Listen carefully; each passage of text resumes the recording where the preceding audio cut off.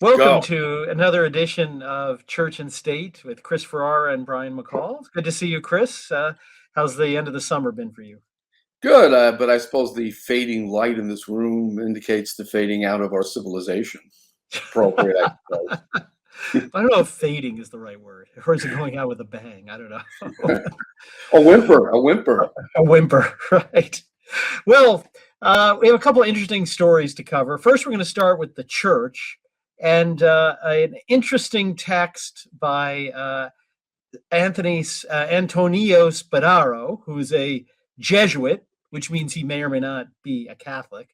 But sadly, a close collaborator of Pope Francis, someone very close to him, former head of Civita Cattolica, which in the 19th century used to actually be Catholic. But he basically, in this article, to summarize it, advances the modernist cause that essentially Jesus wasn't really God, and he was a fallen, sinful human person, which was supposed to be put to bed as a heresy in the 4th century with Arianism, but seems to have made a comeback. So he basically takes this story of the Canaanite woman that has this conversation with Christ, something the church has always understood as something that shows the importance of faith, and basically said Christ was a bad, nasty, rigid guy who this woman converted from his callousness and his irritation. What That's do you make of a this? laughably literal-minded reading of that episode in the Gospel. Apparently, Spadaro has never been acquainted with the concept of a trope, where someone, for a purpose, plays with words to bring out a point. The point being that he was the opposite of a rigid, mindless authoritarian, but someone who recognized that with his coming, the age of mercy had arrived. Of course, there's still sin, there's still a need to repent, and this is what Christ teaches throughout his sojourn on earth, that yes, of course, there's forgiveness if there is repentance. So that's the lesson of this episode and all the other similar episodes in the gospel. And I think Spadaro knows better, but he's a subversive little creep. And so he wants to portray Christ as just a nasty old man to serve the purpose of illustrating the new religion that the current occupant of the chair of Peter is promoting, which is this new thing which goes beyond the rigid past, or backwardism, as Francis calls it so demagogically in Portugal, for the new religion, which basically adds new sins that are politically correct things to condemn, but subtracts all the old ones, such as adultery. Mm-hmm. And I think you're right. The timing of this, right on the eve of the Synod of Sin that's coming up, that, again, really wants to say all these things that used to be sins are not, all in our new enlightened, world. And don't worry, we can go through this change because even Jesus did. I mean, here are some quotes he says when he doesn't answer the Canaanite woman at first, or as you said, he's doing to make a point about persistence in faith and in prayer. He says, but Jesus did not care. The Lord's hardness is unshakable. Now even Jesus plays the theologian. The mission received from God is limited to the children of Israel. So there's nothing to be done. Mercy is not for her. She's excluded. There is no discussion. I probably would have translated that Edwin Penton's translation. I would have translated dialogue probably to make it more accurate. But essentially, he's saying this is the argument they're going to make at the Synod. Oh, these theologians that want to say that LGBTQ behavior and sodomitic activity, that's the theologian. That's rigid. Now we have to have a discussion. We have to accept people. Well, I mean, this is even worse than Arianism, because Arianism merely held that Christ was begotten by the Father. And so he's, in a sense, a created being, nevertheless, an exalted creature. And the modern analog of that would be the Jehovah's Witnesses, who heap all kinds of praise on Christ as an exalted creature, a great teacher, a great prophet, even a quasi-divine. But this clown is reducing Christ to a mere human figure with human foibles. Where's a good steak for the burning when you need one? Right, right. Well, and you're right. Even that's a joke, by the way, internet censors. They don't understand jokes or humor or satire. But I mean, you're right. Even the Arians who claimed that Christ was, human and then became God, never sort of argued that he was a bad, sinful human. He was sort of this really good, super good human that then became divine. Like none of them even had the gall to suggest he was a nasty, petty, angry person. I mean, that's just sort of even Arians, I think, would be scandalized by this Jesuit. Oh, just the way Luther would be scandalized by the state of the church today. This, he would wonder how all this happened. But of course, as we discussed before on the show, he was patient zero in the disease that has progressed throughout the Western world since Luther's rebellion in 1517, and ended up consuming not only theology and philosophy, but social order itself, leaving Luther to wonder, as to quote him, "Whence comes this plague?" So basically, this is the Protestant principle running amok in the church. And now, of course, we have the final extension of the Protestant principle, which is modernism, the synthesis of all heresies, as Pope St. Pius X put it. And this character Spadaro is a walking example of what he called, Pius X, la fognatura, the sewer of heresy. Yes. Well, and we get the sense of what this is all for, because it's not just theologians, having some obtuse argument that has no consequence. His final line of this article, to sum up the whole point of this gospel story, is, quote, "Here is the seed of a revolution." Right? And again, that's why they want to reinterpret Christ in this way, because they are planting the seeds of a revolution. And Christ himself said, "I come not to abolish the law, but to fulfill." He didn't come as some 1960s revolutionary, as silly movies from the 1960s try to portray. He came to recall people back to what their original calling of creation was. It wasn't to overthrow things. It was to bring things back, to where they were supposed to be. But again, these modern churchmen, they really want a revolution. They are in service of the revolution. Well, irony of ironies, he actually did come to overthrow rigidity, the rigidity of the Pharisees, who had drained the law of its mercy. He wasn't abolishing the law. He was reminding them that there is mercy in the law. Of course, we know of the famous incident of the proposed stoning of the adulteress. And our Lord, which may be the first and only thing he ever wrote, is writing in the sand the sins of those who are about to stone her. And then he says, "Let he who is without sin cast the first stone." But then he says to her, "Go and sin no more." Right. And this is the essence of his gospel message, that the law comes with merciful forgiveness if one repents. It isn't just the law rigidly applied mercilessly. But they're going far beyond this and reducing Christ himself to a figure of rigidity, which makes a mockery of the gospel. It's probably the worst imaginable heresy. Say that Christ was a failed human being who had to be converted himself, which goes, as we say, even beyond the Arian heresy. Absolutely. And if Christ himself needed to be converted, so too then do those cardinals or bishops or priests like Bishop Strickland, or who are calling foul to what's going on in Rome and what's being seeded clearly for this synod. And isn't it remarkable how we're seeing in the church the end of what Cardinal Ratzinger admitted was a continuing process of decay, and an acceleration of the process in which it seems everything is falling apart before our eyes, at least humanly speaking. And the same thing is happening in the state. Just remarkable how the two situations are parallel and going along in pretty much in sync towards some final calamitous outcome. I think Leo XIII, predicting all of this in view of political modernity, referred to it as final disaster. Absolutely. He and Pius X both really predicted the time we're living through with perfect accuracy. Well, as you mentioned the state, I want to talk a little bit about a story that in many senses is anecdotal. It's got a one kid, one story, but it really is representative of so many things that are wrong with society, the secular society today. And it's kind of like I was listening to Tucker Carlson interviewed the president of Hungary, which is really, if you haven't watched it, it's a great interview. It's really amazing. Where the president of Hungary says, yeah, the term liberal in Europe used to mean people that were in favor of freedom and advancing freedom. And now it actually means people that want to suppress freedom. It's really been turned on its head. which he says very pithily. I think it's very, very accurate. So this story is the story of and it's told on a post where I think the parent filmed this meeting. It's a little 12-year-old boy in Colorado who went into school with a backpack, and he's got like a bunch of stuff on his backpack.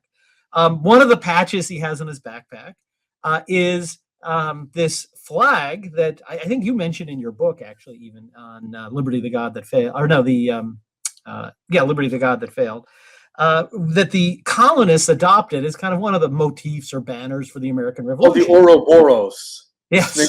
The snake that consumes itself. Yes, exactly. It's a symbol of a snake. It says, "Don't tread on me." Right? And it was a way of rallying the colonists against their view oppressive English government. So it's again a symbol from the American Revolution. The kid says they're studying the American Revolution. He thought, "Oh, that's interesting. I'll put this patch on that's from the time period." Well, he gets kicked out of class by the school because he's violating school policy. And let's play a little bit. I don't know if you'll be able to hear it. I believe I saw this last night on TV.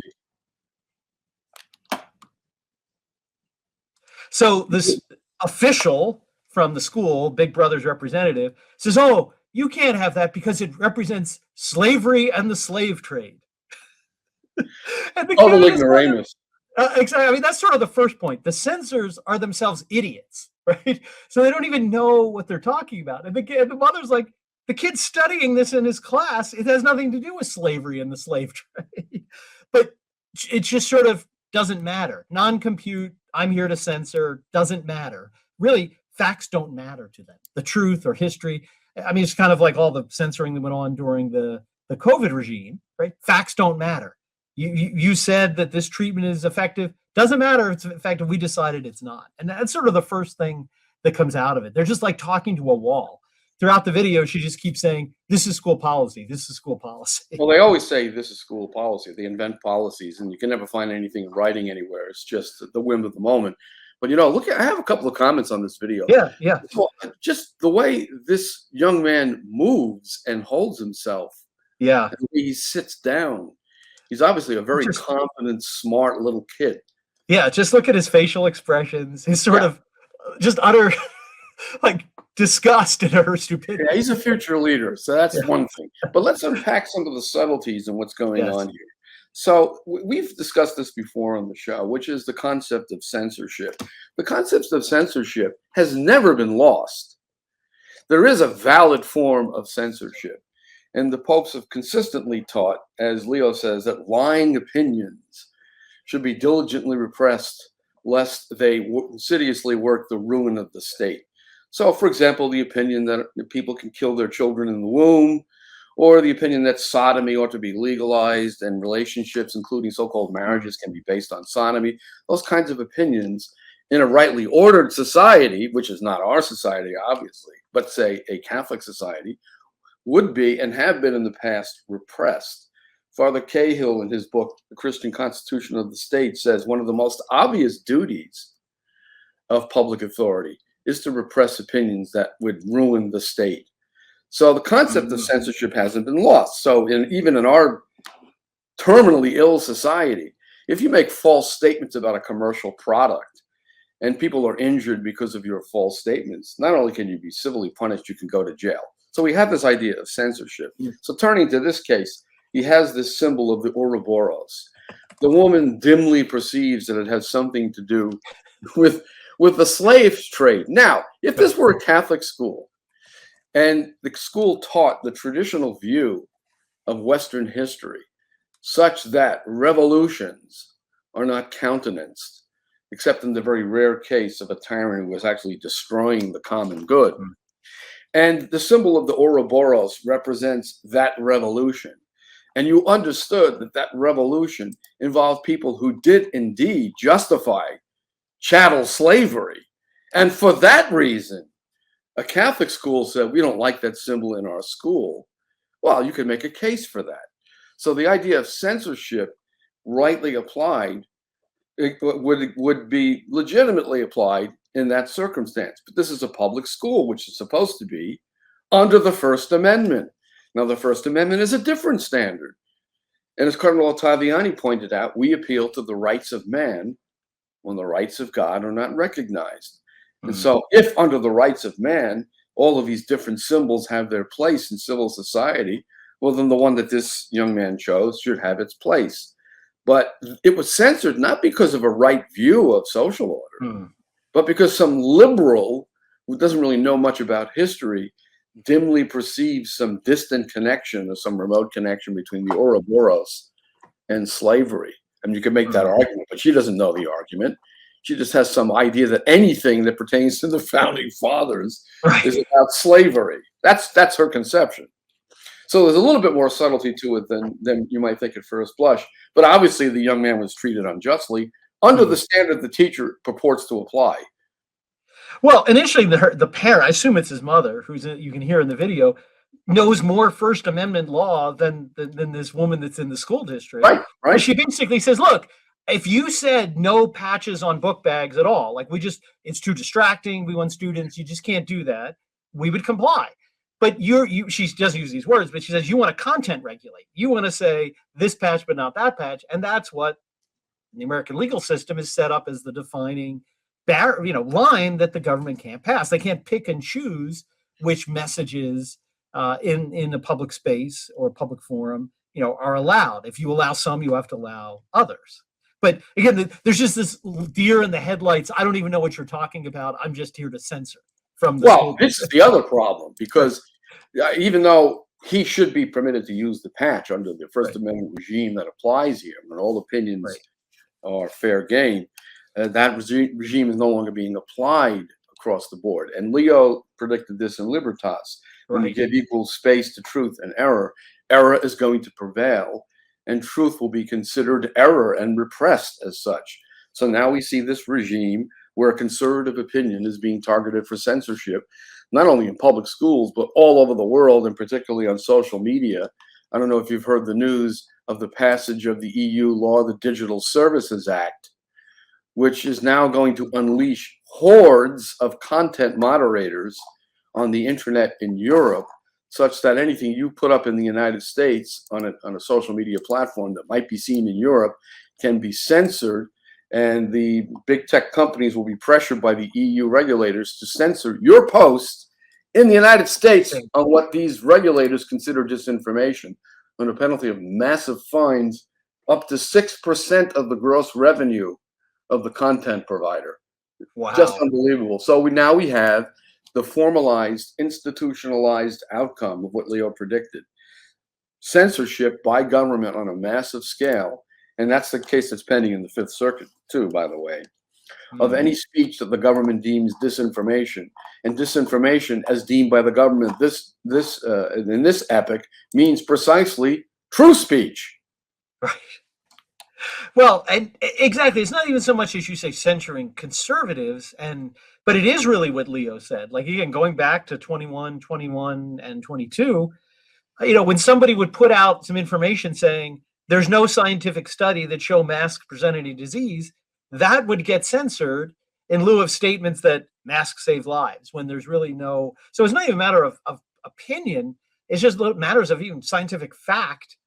Ones that actually have evidence and fact are censored, and ones that fit a political narrative or ideology are permitted. And that's exactly what Leo was saying.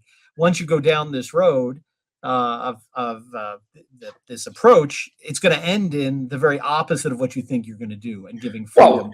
Well, we've reached the Orwellian regime of Oceania in 1984. We have a Ministry of Truth, not only in the United States, but now we have one in the EU.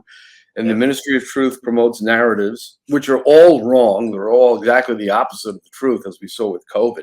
Absolutely everything the government insisted we do was exactly the opposite of what we should have done. All wrong.